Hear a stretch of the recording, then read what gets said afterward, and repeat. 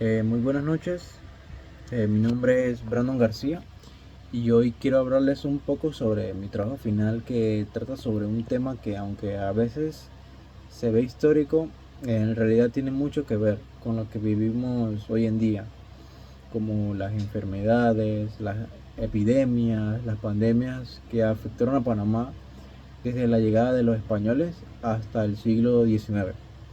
Y lo curioso es que cuando uno estudia esto, no solo aprende historia, sino que aprende mejor cómo funciona la salud pública y por qué Panamá fue un lugar tan vulnerable desde el principio.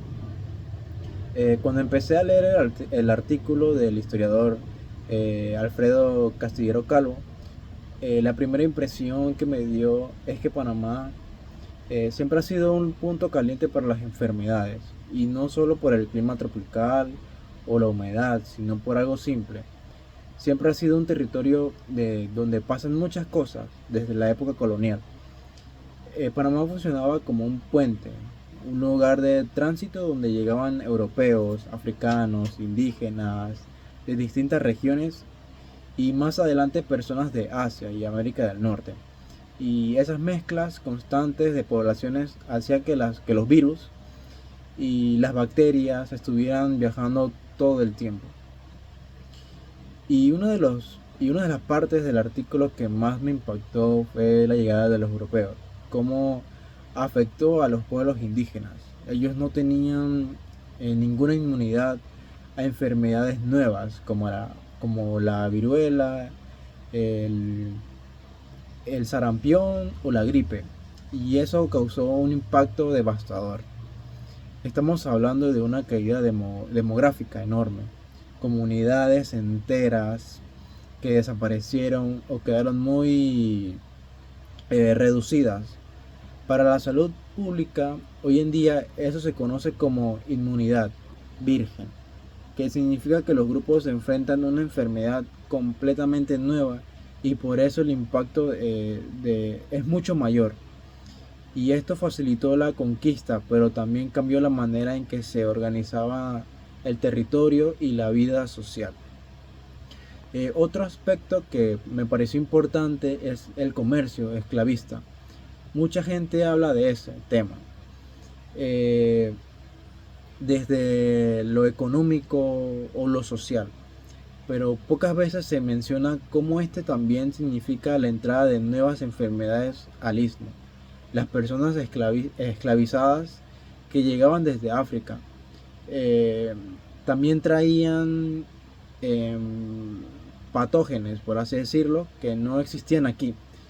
Además vivían en condiciones muy duras con poca higiene, haciéndolos eh, llegando a asentamientos y mala alimentación. Todo eso ayudando a que las enfermedades circularan más rápido. Y en este punto es clave. Es clave porque Panamá no era un lugar donde llegaban gente, era un lugar donde pues se mezclaban gente y esa mezcla nos generaba un ambiente perfecto para que surgieran epidemias constantes.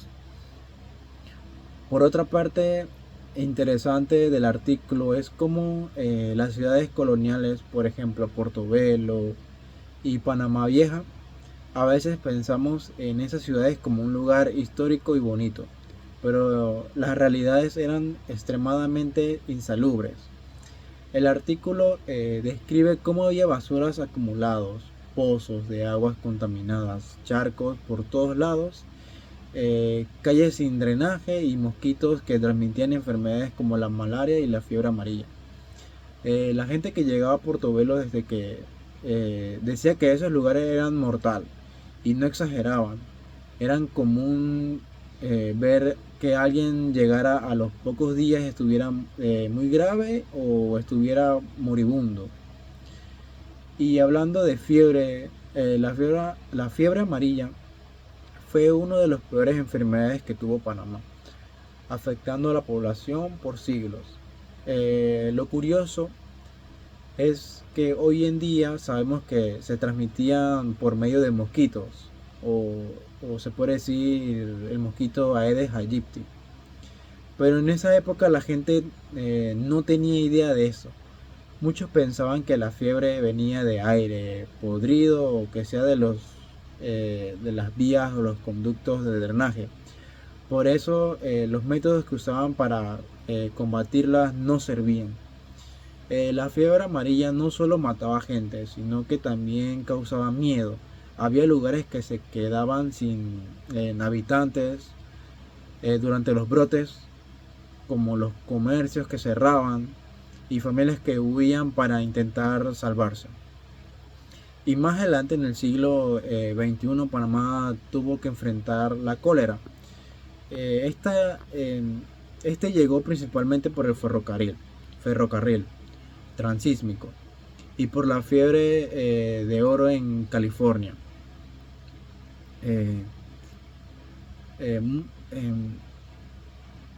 muchísimas, muchísimas personas pasaban por Panamá buscando rutas más rápidas y ese movimiento trajo cólera al istmo y como las ciudades no tenían buenos sistemas de agua potable y alcantarillado. La cólera se expandió rápido. Fue tan grave que obligó a tomar decisiones fuertes, como crear juntas de salud, establecer reglamentos de higiene, construir cementerios fuera de las ciudades para evitar contagios. Esos fueron los primeros pasos hacia la salud pública moderna en Panamá. Algo que quiero resaltar mucho es que las epidemias no afectaban a todos por igual.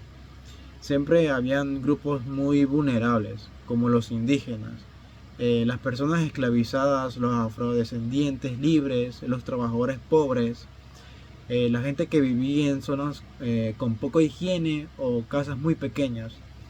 Las enfermedades también estaban relacionadas con la desigualdad.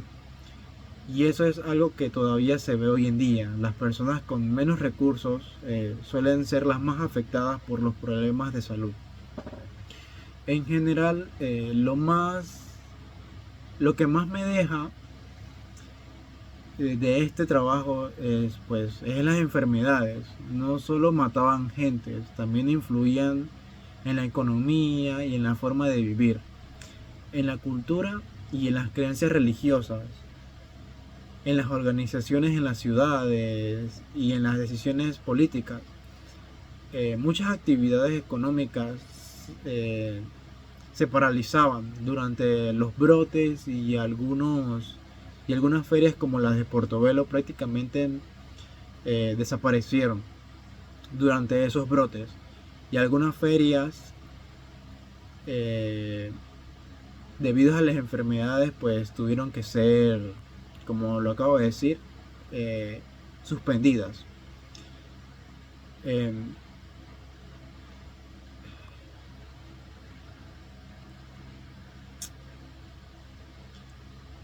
Por parte de las personas tenían miedo por las enfermedades.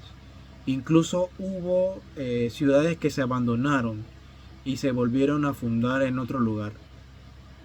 Para terminar, yo creo que estudiar este caso del pasado nos ayuda muchísimo a entender el presente. Después de vivir la pandemia del COVID-19, uno puede ver claramente que los problemas de antes y los de ahora no son tan diferentes. La falta de higiene y la desigualdad, movilidad humana, falta de información y otros factores han sido pues relevantes. Panamá siempre ha tenido que luchar contra estos factores y conocer nuestra historia sanitaria nos permite tomar mejores decisiones hoy, porque la salud pública no solo es un tema médico, es algo social, cultural y histórico. Muchas gracias.